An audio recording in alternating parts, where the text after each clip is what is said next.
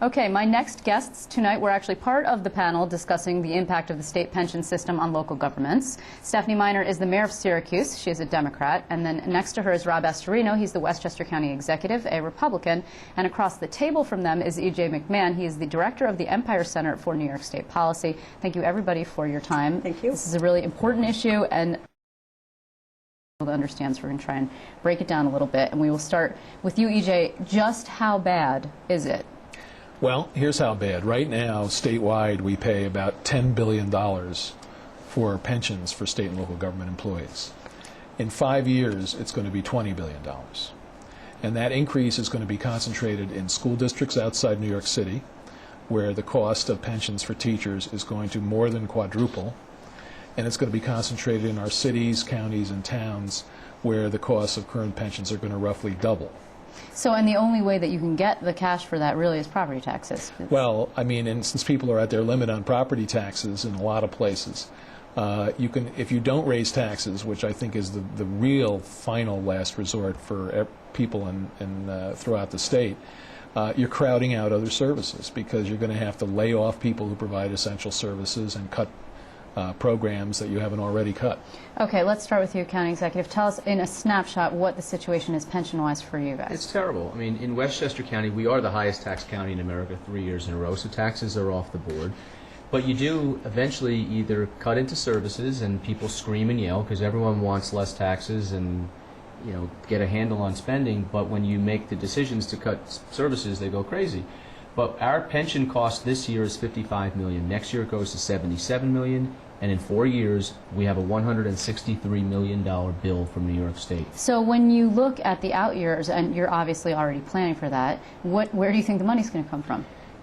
We got to keep cutting, and we're doing that. We're laying off employees. We had a buyout. We're going to have 12% less of a workforce come January if my proposed budget goes in than we did when I walked in the door in January. But eventually, you get to a point where you can't do much else other than raise taxes or continue to cut services. And we're paring back. We're trying to figure out what is essential and what is not. Get out of the business that's not essential, stay in the business, and pare down what is essential. But what New York State gave us, they don't give us any tools. They say, here's your bill, raise taxes if you want, but pay it.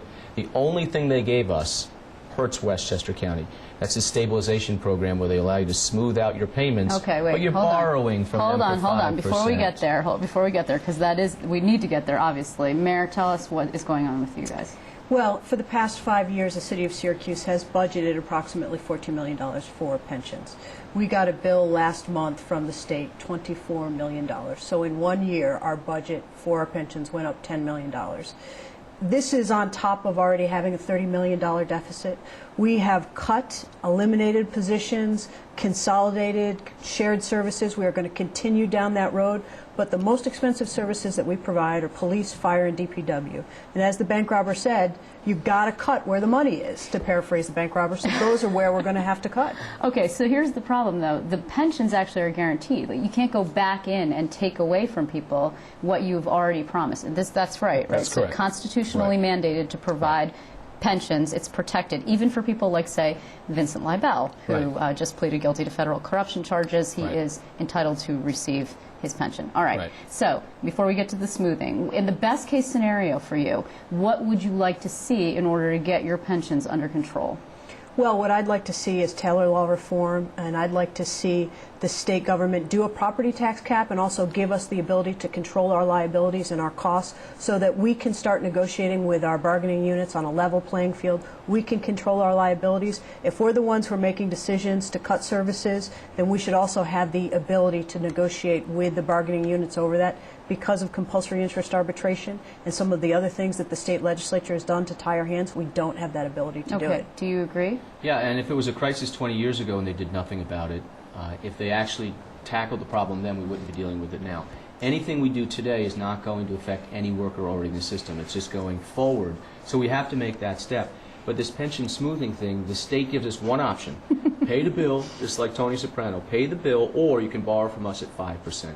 Well, we're a AAA rated county. We can get good credit. We could borrow from the market at 2%. This cost us an $8 million additional bill just to the state Okay, from borrowing but the from state them. controller says he doesn't think that it's borrowing. In fact, he says he's doing you guys a favor, actually, government. No, thank by you. giving you some predictability. In other words, you know at least, because what you just said, Mayor, was we got a bill which was much more than we bargained for. We thought we were going to get 14 budgeted. What we ended up with was 24, right? Was Correct. where you were. So instead of that, the controller says to you, well, I'm going to help you put some predictability into your system. You're laughing, EJ, and we'll get to you in a second. But you don't. This is not something that you want. No, it's ridiculous. Let us borrow, let any municipality or county borrow on the regular market if they can, if they have to do this. We have a home rule message in right now to the state, but it really should apply to anyone in the But state. borrow that for can do it. pension costs, you're saying? There's no other choice. They don't give us any options. I would prefer to have a defined contribution plan so the employee has more risk, gets more reward from the market if they could, but if they take a hit, they take a hit like the rest of us. Right now it's a defined benefit. You will get this, this, this, and we will pay. Okay, you do not agree with the changing of the Taylor law. We should probably explain what that means. Well, the Taylor Law is the law in New York State that enables and authorizes collective bargaining. It says public employees have the right to unionize and that you must collectively bargain contracts with them. And it lays out the rules of what's a term and condition of employment and what has to be negotiated. Since 1973, with the support at the time of the unions, by the way, the law specifically prohibits collective bargaining on pensions. And why is that smart? Well, one major reason that's smart is because the incentive for elected officials, and this is human nature, it's not because elected officials are worse than the rest of us, it means here's the incentive. You're negotiating. Don't take this personally. No offense here. Here's the thing. When you're negotiating, you're in a tight budget situation, and you're with a union, and they say, tell you what, we won't ask for a raise right now. We'd like you to agree to something that might cost a lot of money down the road, although none of us is sure it's going to cost that much, and we can differ over what it'll be. What do you say? Well, what that leads to is big fat pensions. In fact, a lot of the worst pension deals we've got in New York State were negotiated with unions originally, especially in New York City. So the point is, if you put people in the position of collectively bargaining pensions, right now, in the short term, a Mayor Minor, a county executive Astorino, maybe a Mayor Bloomberg might be able to negotiate a deal with the union. Oh, by the way, it just then becomes another one of the 20 issues you want to negotiate with them under. Sure. All right. And then But- you could actually drag out your But budget then, like 3 negotiations years and down the let road, the people longer. contract expires. You come back in, and in addition to all the other unions, you want the issues they always want to talk about. They say, now, by the way, we want to talk about pensions. We want to raise those pensions. We want to get higher pensions for the crossing guards. or Let me something. just respectfully give you an alternative. So EJ says they get big fat pensions, bigger and fatter than they are right now, EJ. And if Albany has not helped us to date, and this has been, to EJ's credit, a burgeoning issue that everybody has seen coming. True. There are those of us who have worked with Albany and seen what Albany has done and feel like you're not going to be part of the solution. So if you're not part of the solution, then let us be part of the solution. I'm willing to let Albany try, and that's why I'm here, and that's why I'm talking about it, and I will continue to talk about it with my delegation.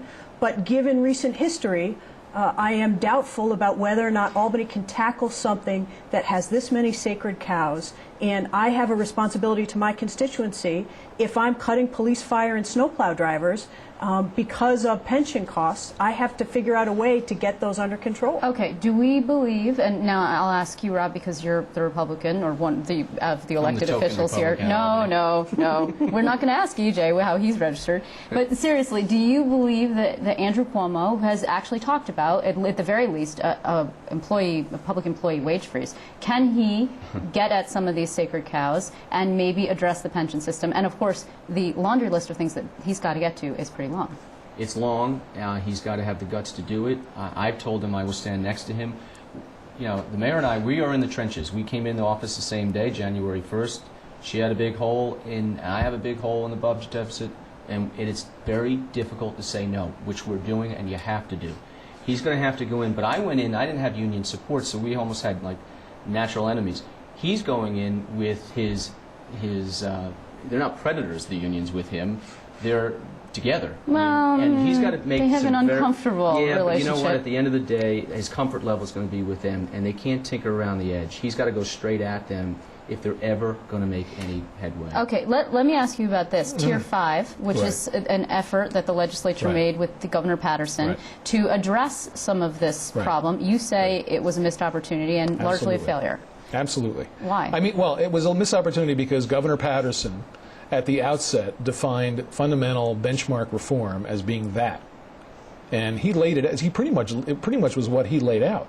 And what he laid out as Tier 5 was, in fact, Tier 4 circa 1983, which was gradually enhanced to the point where it needed to be clawed back and turned into Tier 5. The problem is, we've gone through 2 generations of this in New York, and when you reform a defined benefit pension, you then, as soon as economic conditions improve, you have attempts successful to claw back. There's a term, it's a term of art in Albany, it's well known, it's called tier equity. Google the term, quote unquote, tier equity in New York State, and you will find a wealth of union memos saying we need tier equity. What that means, tier equity is a euphemism that means we have to enhance benefits so that all the tiers have the same generous benefits. Well, then why did you even bother creating Well, 1, 2, here's 3, the 4, point. and 5? Here's the point.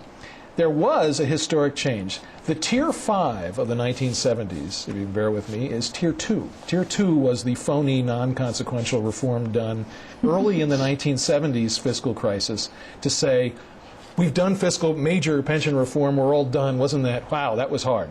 And things got worse. 3 years after Tier 2 was done, the lone significant major cost-saving pension reform of all time in New York was done, which was Tier 3. Okay? Tier 3 had a couple of, I won't get into the details, but it was still defined benefit pension, that is a guaranteed income at the end of your career, but it had very significant changes that had significant savings in them. Guess what? 7 years later, before, of course, anyone had come close to retiring with a Tier 3 benefit, they enacted Tier 4. And Tier 4, you have a choice. Which benefit you want, Tier 3 or Tier 4? Well, everybody does better under Tier 4. Okay, let me ask you this because we're going to run out of time. You are suggesting, and I think, and I want to ask if you guys agree, a creation of essentially a 401k, what a private sector person, myself, probably most people, have for the state. But you would basically cut off what exists now and create something new. Other states have done this. It's kind of a hybrid, right? I got this right? Do you guys agree as elected officials that that could help? I think it could help. I think it should be explored. And I think with the silver lining with the fiscal crisis is that all things can be explored that heretofore have been just unforgivable. You couldn't even look at it third rails in politics in New York. Okay, if Michigan went to this system, we can go to that kind of system, where it's a very unionized state there, but they agree. General Motors collapsed because of pension costs at 37% of salary. We're at 59% in Westchester. It's going to take us all down. It already is. And so I think a hybrid or a defined contribution plan, it's fair to everybody. It's what most people in this country have. I think it's okay for unionized employees too. Well, I'm sure we're going to be talking a lot more about this. I want to thank everybody, Mayor Miner, County Executive Astorino, and also A.J. McMahon. Thanks very much for joining us. We'll have you back soon. We're going to be back one final time after the break with a look at what we're working on for tomorrow's show.